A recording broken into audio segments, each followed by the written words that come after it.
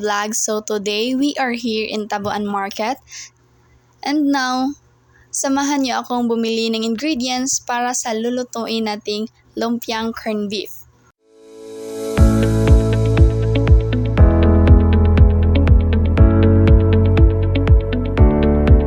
So dito ay naghahanap na nga ako ng tindahan na aking mabibilhan sa aking gagamitin sa pagluluto. At nakahanap na nga ako, so agad na akong nagtanong kung magkano ang kanyang carrots, sibuyas at iba pang kakailanganin sa aking pagluluto.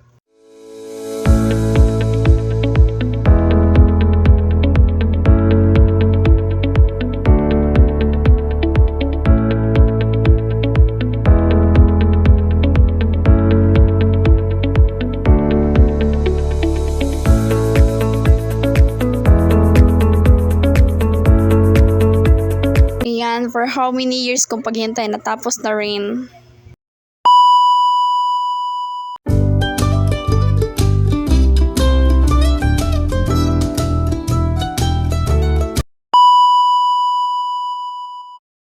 So first, when the pan is hot enough, I start to put the cooking oil into the pan, followed by onion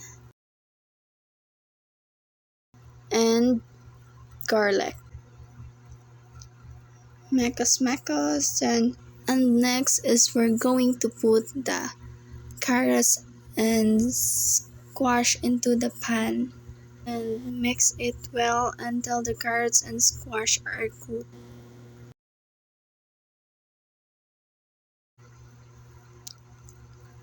Then we add the corned beef.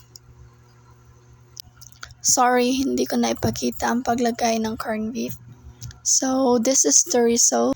Next is celery, magic syrup, and 2 eggs, and also the ground pepper.